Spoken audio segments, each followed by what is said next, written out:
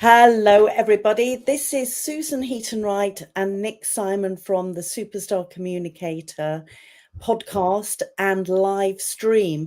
We welcome people here today who are listening in, and if you feel that you want to make a comment or ask a question, please feel free to do that. I'm absolutely delighted to be speaking to Michael Gates, who is a leading authority on culture and understanding different cultures. I'm going to read what he says. Michael Gates is the owner of Michael Gates CrossCulture and an associate fellow at the SIAD Business School, University of Oxford. He's been in the field of cross-culture for more than 30 years, following 5 years in radio in Manchester and a couple of years teaching communication skills. So welcome, Michael. Thank you very much. It's an absolute pleasure to be with you today. And we first met actually in Manchester, although you were dialing in to a conference that I was speaking at, and we subsequently kept in touch and have had a couple of lovely meetings. That's right. And, it's been a real pleasure to find out more about what you do and your background. So thank you so much for inviting me today. One of the reasons why I thought it would be of value to our listeners would be to have a discussion about culture and how this impacts with how we communicate with people all over the world. Now, it's really, really easy to stereotype people, isn't it? It is, yeah. And you have to be careful about it because the way in which people communicate across cultures is not only referring to national culture. There are many other cultural layers, such as regional. I mean, if you think about just the UK, I think most Brits would agree that people from the north of England and the south of England are rather different in some ways. And then it can also be within companies, communication between, for example, research and development and marketing, very different backgrounds. And finance. Well, exactly, yeah. But also that there is, based on education, and certainly in the United Kingdom, you have the class system, which, whether you like it or not, is still there. Yeah, I mean, I pronounce the word class like that, class. A lot of my colleagues at Oxford pronounce it class. And there you have it. And do you find that has a negative impact for you? Do people still respect you because you say class and castle? I think things have changed. I remember I studied English literature at University of Oxford, and in my first ever class, which was over 40 years ago, one guy was reading out his essay, and he was from the north, from near Wigan, and one of the girls in the group left after about 5 minutes of him reading his essay. And when we saw her in the evening at the bar and asked, why did you leave? She said, I had to go and vomit because I couldn't bear listening to that northern working class accent. Well, she probably said class accent. Yes. I think things have got better since then. I mean, certainly I was at Durham University, and there were times that I felt that there were people like that thought I was a social experiment. Yeah, I've heard that said. In fact, there was a girl in the year above me who's actually become a well-known novelist, Jeanette Winterson. And, oh yes, yeah, and she was the class of the year above me, and her tutor, who I actually got on very well with, called her his working class experiment. Yes. Which she's never forgiven or forgotten. No, absolutely, and quite rightly. But we are talking about mainly international culture. That's right. And most of my work is with organizations who either have to sell their products abroad or buy products from abroad, or increasingly these days work in multicultural teams. And what is cross-cultural communication based on either selling products or working in an international team? Well, I think, first of all, how do you define culture? And the most famous definition of culture was by a Dutch cross-culturalist called Gerd Hofstede. And he said that culture is the collective programming of the mind which distinguishes one group of people from another. A much simpler definition is the way we do things around here. And it's based on our experiences, probably up till about the age of 7, is very powerful. And, how our parents brought us up, what we were taught was the right way of doing things or the wrong way of doing things. And if you go back thousands of years, it's based on different climates, different histories, language, religion. Those are things which form a culture or a national culture. And how? Oh, sorry. So can I just add to that? How would you say the more modern technology, the internet and social media, have affected cultural merging? I think there are two types of culture that you could define. There's what you'd call microculture and then macroculture. And microculture is all the stuff which is becoming more globalized. I mean, if you picture culture as an iceberg, globalization is a little bit like the sun melting the surface. And I remember some years ago, one of my sons came running down from upstairs, really angry, and he said, you can't trust people from Thailand. And I said, what do you mean?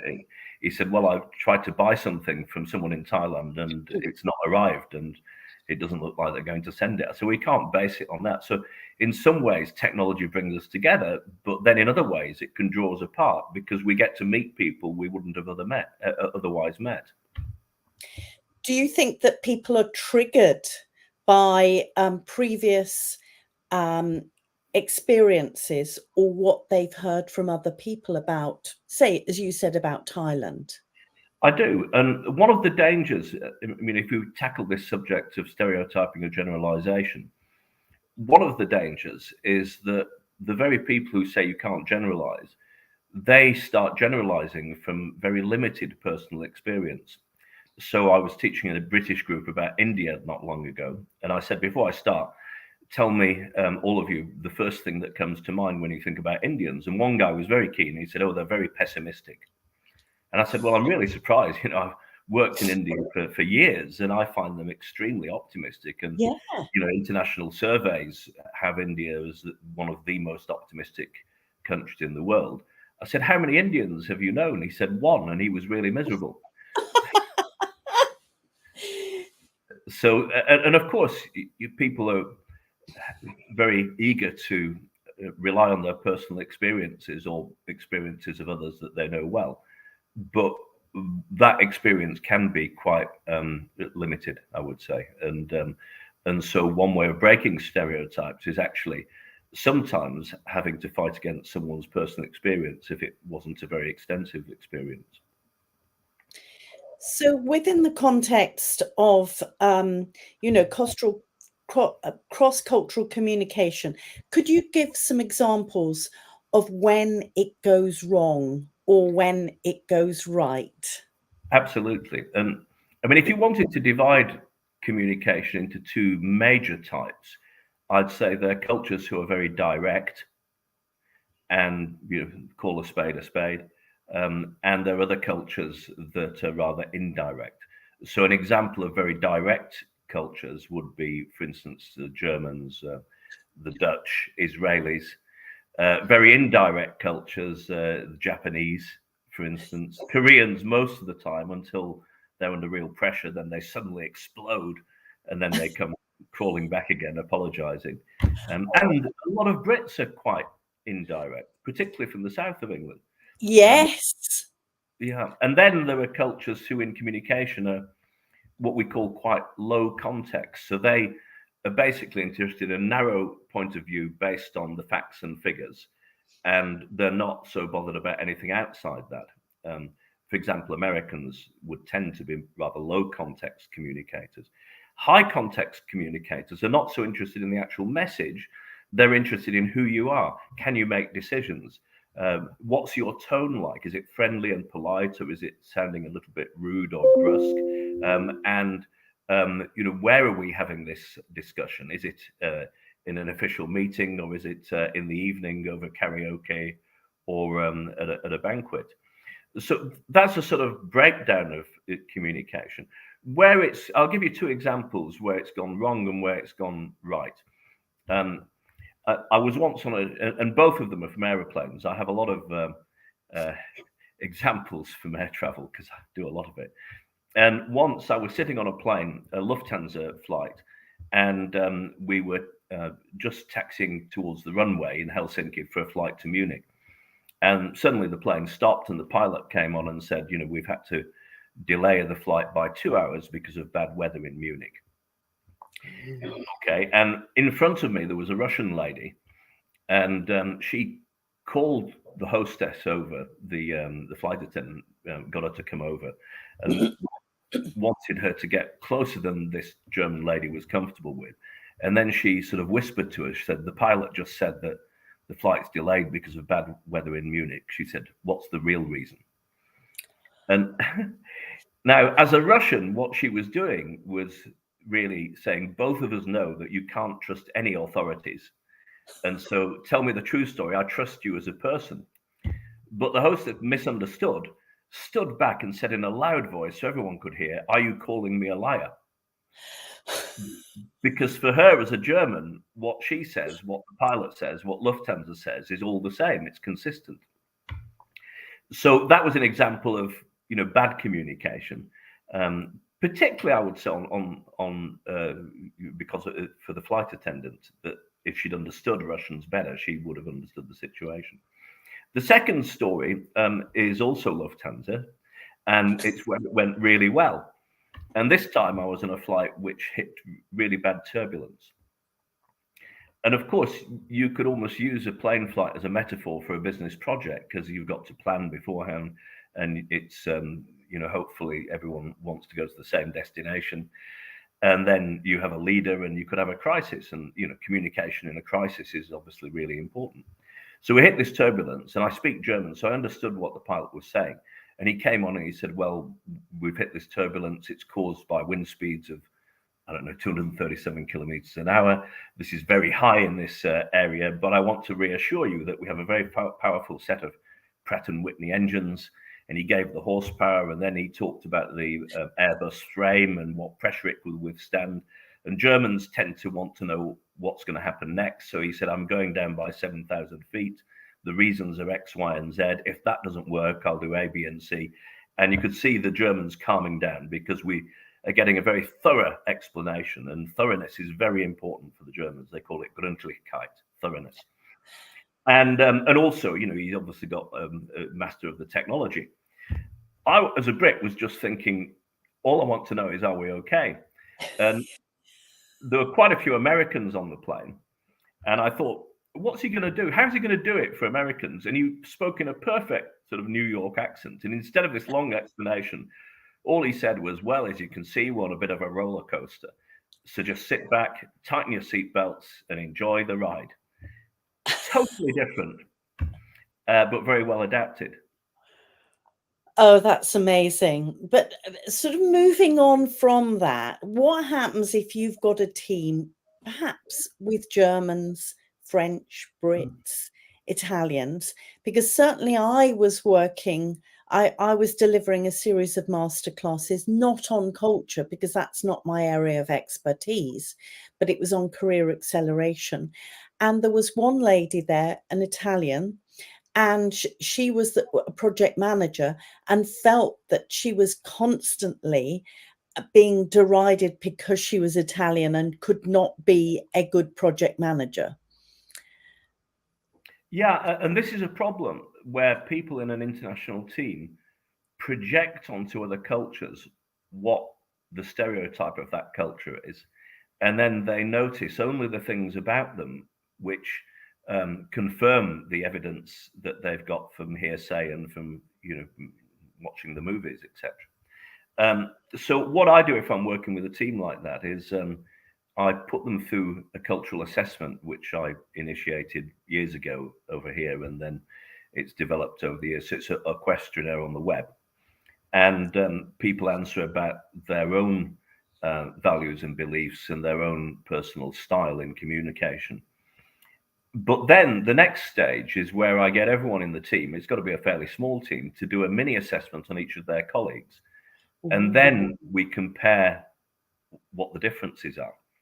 Sometimes the two things are fairly close, but quite often there can be a big difference. And I was working with a team recently, and they had a French leader, and the rest of the team were all different nationalities.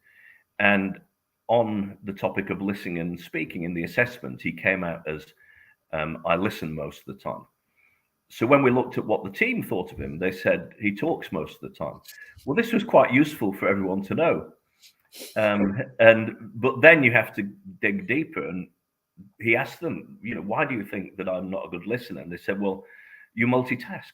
So in that important meeting the other day, when I was trying to talk to you, you were sending text messages and looking at your computer screen. He said, oh, no, but I was listening. They said, well, that's not our impression. So these perceptions are extremely important to work with.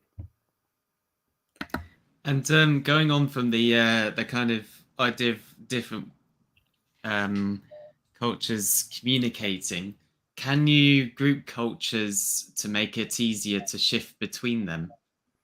Yeah, and there are various cultural theories, and sometimes people say, well, why have a theory? Well, theories, they're sort of like a ladder which lead you to a different perspective. But then once you've got that perspective, you can kick the ladder away. Don't get too hung up on them. A lot of the theories are fairly complicated, having like 5 or 7 dimensions on a sliding scale. The one which we came up with my former boss, Richard Lewis, he came up with a division of cultures into 3 main types. The first type is what he called linear active. And it sort of does what it says on the box. Linear actives tend to do things in a linear fashion. They tend to be tied to facts and figures. They're fairly, very time-oriented, wanting to complete things quickly, quite structured and very interested in processes. Culturally, you could put the Germanic, the Nordic, the Anglo-Saxon cultures in that blue linear active corner. Multi-active cultures, on the other hand, they're very people-oriented. We color multi-actives, that part of our cultural triangle, we color it red. And they're quite warm, emotional, quite talkative, can be a little bit rash sometimes. And they would tend to be Southern Europeans, South America, a lot of African cultures, Middle East, to a degree, India. I didn't mention professions. I mean, linear professions tend often to engineers, surgeons, pilots, accountants. Multi-active professions in business tend to be in sales and marketing very often. A lot of leaders globally, no matter where they're from, are quite multi-active. And I think if you think about leadership and the strengths of multi-actives, they're quite good at persuading people emotionally. As politicians, they're very good at winning elections, but when they get there, maybe they're a little bit disorganized and rash and break the rules, without naming any names. And then reactives, we'd group them as cultures that are listening a lot of the time, that when they do speak, they're very keen to promote a sense of harmony. Harmony is very important in the Far East, in China, Japan, etc. It's very Confucian. They tend to be those, quite a lot of those Far Eastern cultures. Where I live in Finland, it's quite an anomaly among European cultures, because it's a mixture of linear and reactive. They've got qualities of both. And the Brits have a little bit of reactivity in this indirect communication style. I remember seeing an interview with John Lennon from shortly after he married Yoko, and he said, I've discovered that Japanese and British culture have quite a lot in common. So interesting. And if you were able to give 3 top tips to a Brit, a British person moving to the Far East to work, what 3 tips would you give them for communication? Well, first of all, understand yourself and your own way of communicating. The As I mentioned, there are some commonalities in indirectness between the Brits and people in the Far East, but the indirectness there, for example, in Japan or China, can be a lot more than British indirectness. Be curious, really listen to them.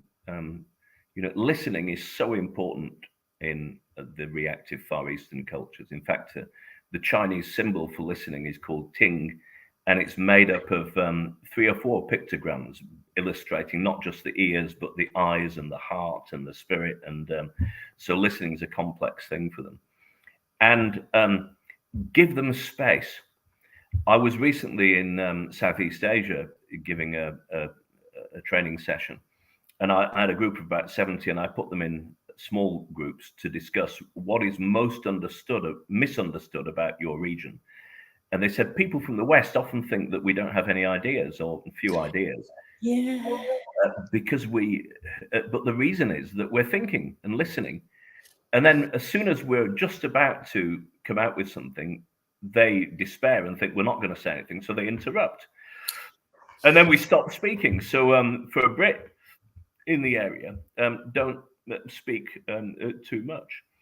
And, get into their gear, their pace of communication, which can be slower with bigger pauses. And I think particularly for Brits, modify your language and keep it simple. A lot of Brits will not make many concessions, so they speak far too quickly. They use a lot of idioms, and we're batting off a sticky wicket, for example. Well, who on earth? Not even an American would understand that. Most women wouldn't understand that. Not exactly, yeah. I mean, I had one lady once. She was German, and she was working for the Tony Blair Foundation in the Middle East. And she said she had her first meeting with Tony Blair, and she'd given him a report to read. And he sort of put it on the desk, said, "Yeah, I've read it." He said, "It's a no-brainer." Anyway, she went back and cried all night. And then a British colleague at breakfast said, "What's the matter?" She said, "Well, Tony Blair thinks I'm an idiot." I said, he said, "Well, what did he say?" She said, "When he gave me the report back, he said it's a no-brainer." She thought it meant that he thought she had no brain. So be very careful with idioms, and keep it slow. Keep it slow in the Far East. And of course, you may be dealing with someone who has a lot of Western experience. Well, then don't keep it slow if you notice them speeding up. Use your common sense to mirror and adapt to the way in which they're communicating. I've got a question from Michelle Connolly, and if anybody is listening and you would like to comment or add a question, please feel free to. So Michelle is over in Canada. She works for one of the global pharmaceutical companies. She said, what types of actions and examples could you take to ensure others know what they are doing to expand their internal network and mentoring? And what can they do to show that they have accomplished this? Gosh, that's it is, yeah, it's quite a question, isn't it? Yeah, I mean, I wonder if you could break it down a little more, because there's quite a few elements to it. Yeah. Okay, so if we do the first bit, what types of actions and examples could you take to ensure others know what they are doing to expand their internal network? Well, I think you've got to start by helping people to understand each other first. And, I would say some sort of events, like, without pushing myself too much, but a cross-cultural workshop or some other workshop aimed at teams and increasing understanding between individuals about themselves and other people in the team. It could be really useful, because everything's based on in the end on trusting relationships. You know, how do Yeah. you build the trust? And the three cultural types build trust in different ways.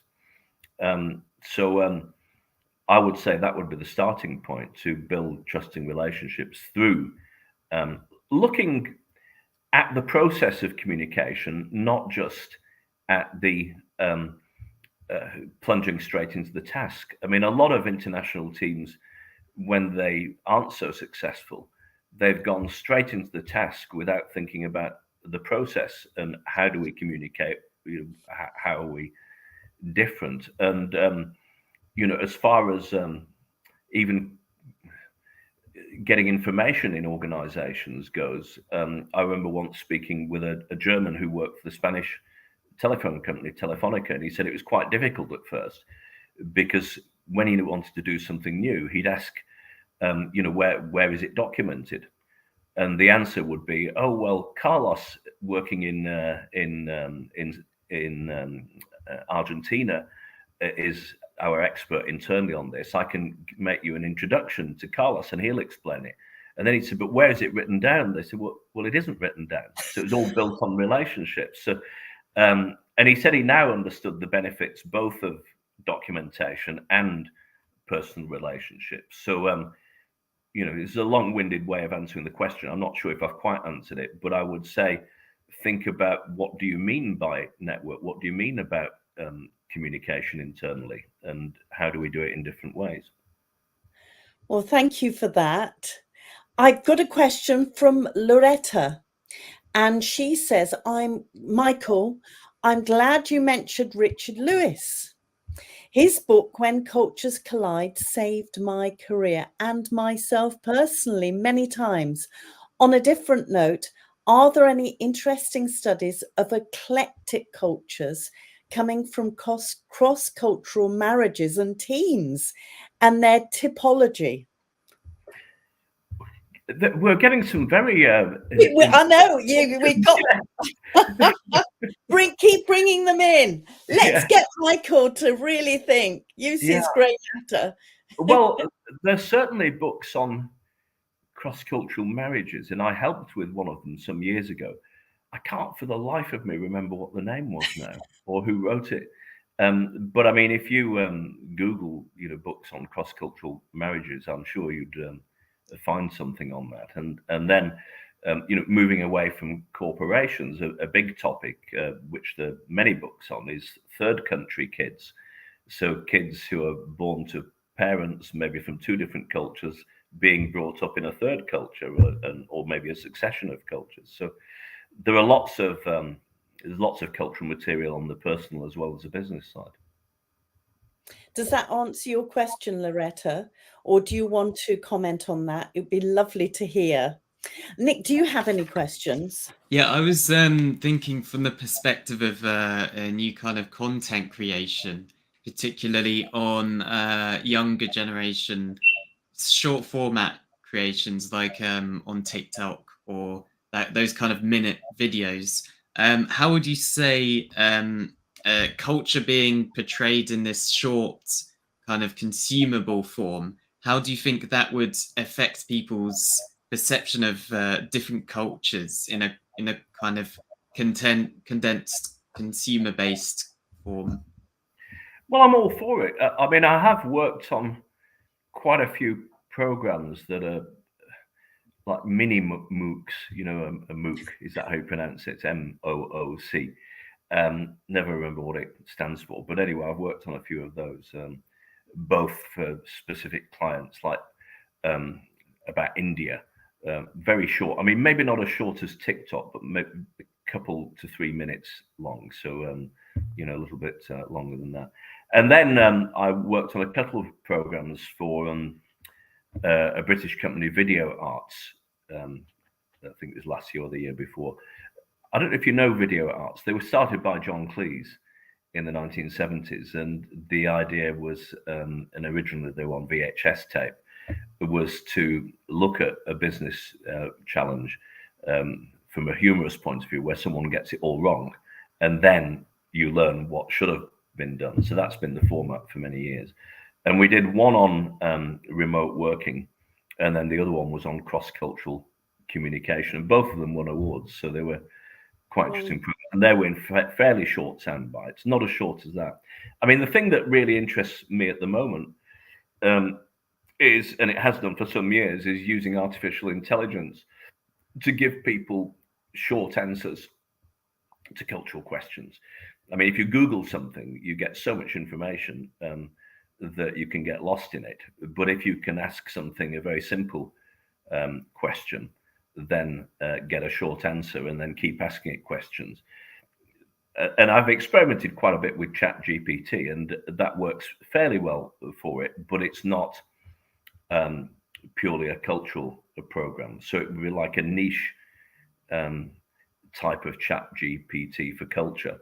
And I mean, I started working on some ideas for this about 10 years ago, but at the time, computers weren't quite as advanced with natural language. And so it was probably too abstract a topic. I think the time's sort of right now, except, you know, I've got a lack of time, and also you need a pretty big investment in it. But the idea is still going around in my mind daily about how to do that. I suppose AI, and say if you were to use ChatGPT, there is so much bias in that anyway that it could be dangerous to go down that route of culture. Yeah, I think you've got to be very careful with it. And you know, another area which is also AI, which has fascinated me, is where AI has to make ethical decisions. So, for example, in a driverless car, you know, what happens if the car is in a situation where if it does nothing, people are going to get harmed. If it does something, maybe fewer people will be harmed. It's the old philosophical trolleybus question. But who makes those decisions, and are those ethical decisions culturally attuned or not? And so, yeah, that's just one example. But I think there's many other instances where the ethics within the program is only going to reflect the ethics of whoever programmed it. Yeah. And that might be culturally biased. And from a translation point of view, do you think AI will affect or be affected by that kind of cultural language communication that you mentioned before about the different ways Germans or Americans portray their language? Do you think an AI could be used to write or translate books or those kind of things into other cultures? Potentially, and I've been working a little bit with someone from an Italian university on exactly this question. All right. A language program that is culturally attuned. But I think it's not going to be easy. And we found it when our assessment, we have got it in about a dozen languages now. And some languages were more difficult than others to translate into. And we weren't doing it through AI, it was through translators. I mean, I'll tell you, the two most difficult were probably Japanese and French for very different reasons. Yeah. The Japanese one is because, for example, if you have a term like face, which is at the core of Japanese culture, then it's quite hard to phrase questions which would allow people to answer in different ways in Japanese, because the Japanese word for face is so powerful that, you know, you would find it very difficult to get anyone to answer that it maybe wasn't as important for them as others. So that was quite hard. The reason French was so difficult, and we've still not finalized it after years, is because the French are so precise and concerned about their language, and they have the Académie Française, which polices French language, that you get a translator to translate it, and then we always give it to another translator to check. You give it to the other French translator, and they say it's absolute rubbish, the translation, terrible.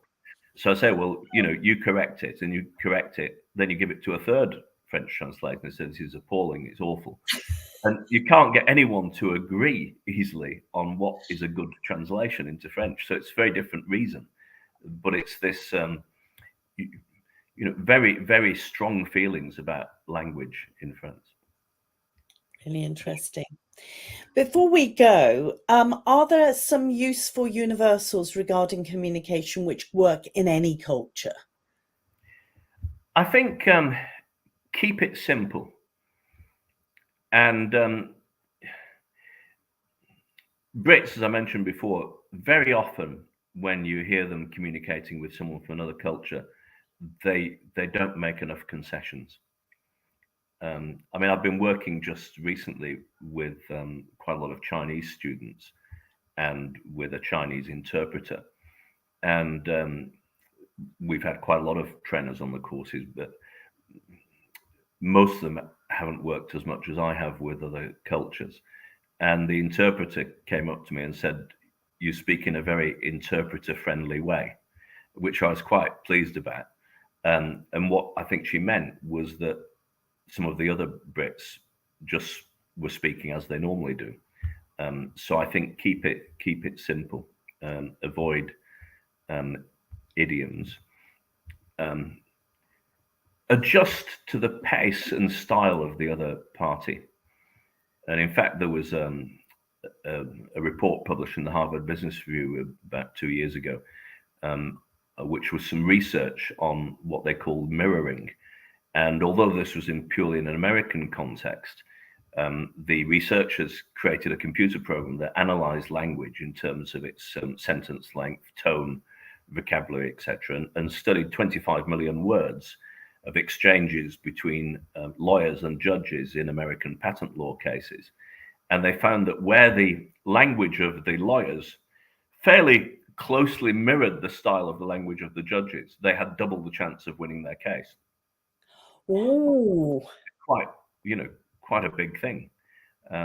So I think this mirroring can be extremely helpful. That's really interesting, isn't it?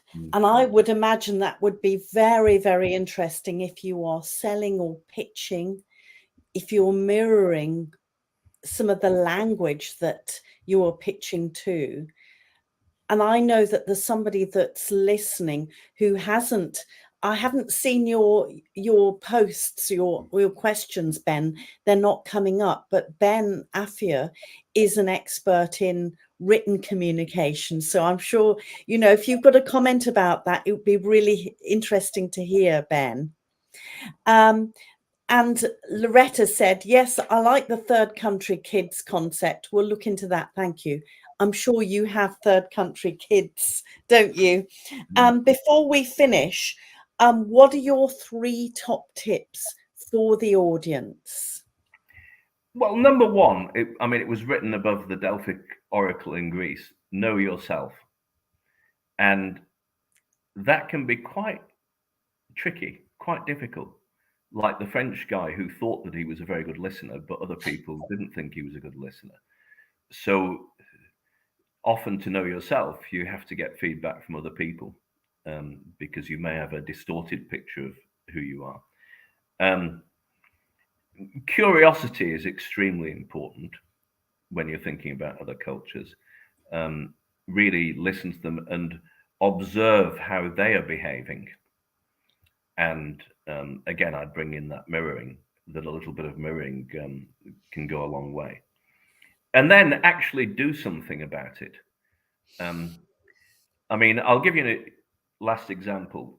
When I first came to Finland in 1987, I hadn't been in the cultural field before. I'd been in radio in Manchester, and I was coming over as a communication skills trainer. And I went for my first ever sales meeting because I was selling as well as delivering. And there was a Finnish guy called Pekka there. And anyway, Pekka was giving very little reaction to what I was saying. He wasn't even making eye contact. He was looking at his shoes. They say that you can tell the difference between a Finnish introvert and an extrovert, because if you're talking to an introvert, he looks at his shoes. If you're talking to an extrovert, he looks at your shoes. Anyway, after about 20 minutes, I thought I'd better tell him the price. And so I said, this package of training is going to cost you 100,000 fin marks. And there was silence. And after about 10 seconds, I cracked and I dropped it to 95,000. Still silent, so I dropped it to 90,000. Eventually, I said, look, 85,000 is my final offer. And after a long silence, he said, okay. Anyway, things went quite well and we got more business. And then one day we went for a sauna and he was a little bit more talkative. And he said, I said to him, you know, you're a very good negotiator. He said, oh, I wasn't negotiating back then. I said, well, what were you doing? He said, I was thinking when you said 100,000. I said, what were you thinking? He said, I was thinking 100,000 was a very fair and reasonable offer.